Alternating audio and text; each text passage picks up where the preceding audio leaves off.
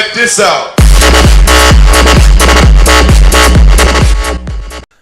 Hello ladies and gentlemen, my name is SilentHD, I'm an idiot on YouTube, and welcome to the top 5 Call of Duty OP weapons. Now this is the first and inaugural setup for the top 5 series. I'm going to be starting up here about weapons and about different things on my in first-person shooters and potentially not.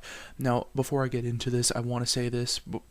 I would like to thank the people who have these gameplays. I'm not taking credit for getting them. I do not have anything of my own here as far as the gameplay is concerned, but the information I'm bringing to you is my own and it is my property.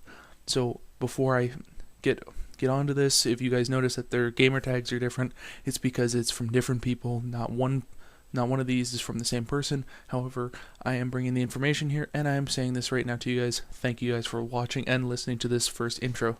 So hopefully let's begin.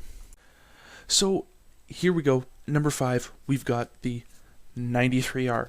Now the 93R is a beast of a submachine gun. It truly does have some great things going for it, and I will say this, it is a unbelievable, basically machine pistol. And in Modern Warfare 2, the only thing that this thing had as a drawback was the fact that it was a pistol. It didn't have quite the stopping power that you would expect from a primary weapon, which is why it wasn't there, but it definitely took you over the edge there, and you really felt comfortable with going and just pulling this out and running around with it. That is why I'm putting it here at number 5, because it does have that great ability to make you just feel comfortable with your pistol, with what you got to whip out as your secondary weapon. Now obviously people would say, well, the SPAS 12 is better. It is at close range. However, this gun has far more versatility at medium, even long ranges, especially when you're using it as a single weapon, not akimbo. It has a much greater range than that SPAS 12, even though SPAS 12 seemed like you could get cross-map kills with it. Obviously with this you definitely can, especially with a red dot sight on it. Now it does have some limitations, but for the most part it is a very powerful weapon, and it is very overpowered when it comes to the secondaries.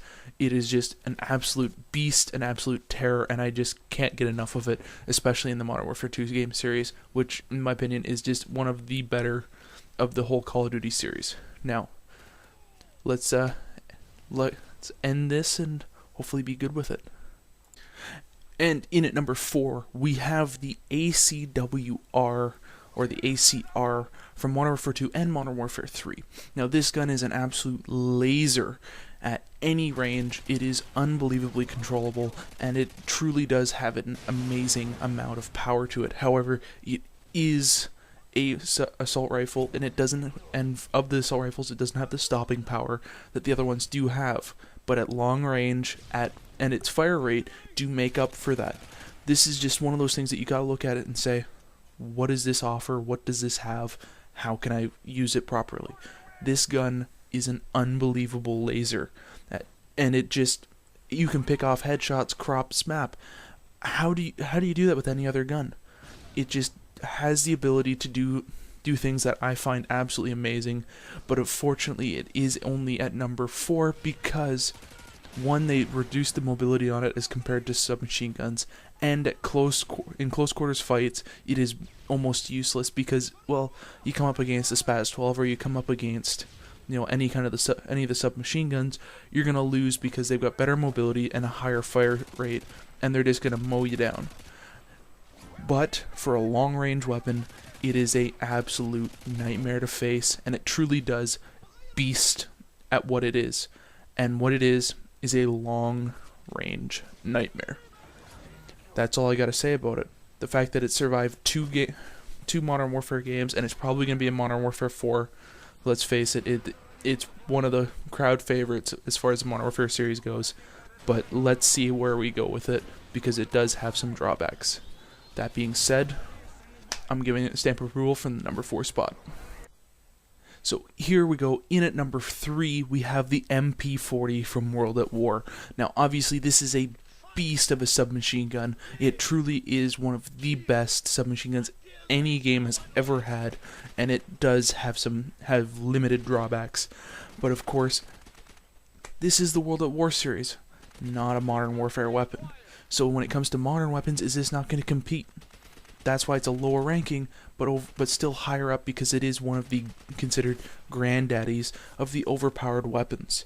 Now, the World of War series didn't have very many solid weapons, but this was definitely one of them. Its incredible accuracy and its incredible fire rate made it something that you could just mow down people with at just close ranges, and especially in these close quarters maps such as this one here. It was just an absolute terror. Now, I never played World at War, but I do remember people bitching and moaning about this game because it just was so good. It just had that immense ability to just rain down hell on everyone and take nothing and just kind of shrug it all off. Its drawbacks were the fact that at range it had limited accuracy and an insane amount of damage drop over range. This gun was absolutely useless at long range, but at close, maybe up to medium range, it was really good. And in closer range, oh, I'm losing my voice here now. And at close range, it was just something that could spray down your enemies. I'm saying this over and over again, spray down your enemies, but that's true. You hip fire, this thing's got a great accurate hip fire accuracy. You're going to spray down your enemies, you're going to have no problem getting in, out, and done. I'm just going to leave it at that. This is getting my seal of approval for number 3. Thanks. Let's see what we got next. Alright, coming in at number 2, we got the MLG Beast, the FAMAS from Black Ops. Now, obviously, there's another FAMAS from Modern Warfare 2. It too was a beast, but it can't compare to the FAMAS from Black Ops. Now, the reason why the FAMAS from Black Ops is so much more powerful than the FAMAS from Modern Warfare 3, it's actually number 2, is just because, one, this is a fully automatic firearm. It is an absolute laser. It has an incredible fire rate. It does have a limited damage output, but at long range, it does have an insane amount of damage. Considering it has almost 0 damage drop over range in this game, it is the number 1 MLG choice for when they had Black Ops on the MLG circuit. Now, why is this so important? Well, the fact that you have the ability to spray down your enemies with almost 1,000 rounds per minute at long range and be accurate is something that you just don't hear very often. And it's one of those things that you just gotta look at and say, okay, what do I want? I want the ability to spray down an enemy at close range, at medium range, and at long range. Oh, we'll use the FAMAS. Now, obviously, I'm putting it number 2 for a specific reason, and you'll find that out later, but as far as it goes, it has no competition within this game, with the exception of the AK-74U. Yep, that's right. The AK-74U is the beast that you don't want to have come up against, just because it does have that slight advantage at close quarters. But when it comes to the Black Ops, the FAMAS reigns supreme at being the overall better choice when it comes to what you're going to use and at what ranges. This gun has very limited restrictions, and the fact that you can spray down an enemy, have no problems with it, and just keep going, I love it. And that's why I'm giving it the seal approval as the number 2 weapon in the Modern Warfare and the Call of Duty OP weapons. Alright guys, and in at number 1, the grandfather of all, that's right, the M16 from Call of Duty 4. Now, the reason why the M16 is so powerful and so amazing is while you're watching it, you are just able to pinpoint accuracy at long range and just take down enemies with a single burst. This is ridiculous. Why would you give a gun that much power and allow you to just end an enemy's life with one single burst? This gun relied on nothing, with the exception of maybe stopping power in normal, but even without stopping power, it was still a 2-burst kill and a 1-burst kill to the head. 2-burst kill for the body, but you could do a 2-burst for the legs, you could do 2-burst anywhere, and you were getting this person down. This gun is just ridiculous.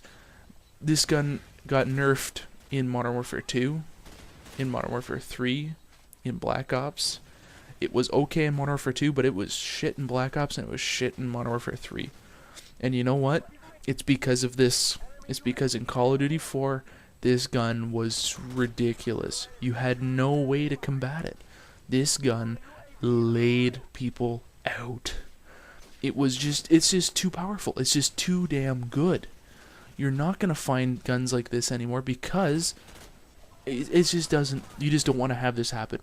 This was the gun in Modern Warfare to go to. This was the gun that you were going to jump with. Well, because you knew that when you get into a fight, you're going to come out on top with it. And that's why this gun is just amazing. It's just something that you just want to have with you. This is the gun from the game to have. This is the grandfather to all overpowered weapons in the Call of Duty franchise, in my opinion. This is the gun to blame for overpowered weapons being nerfed constantly.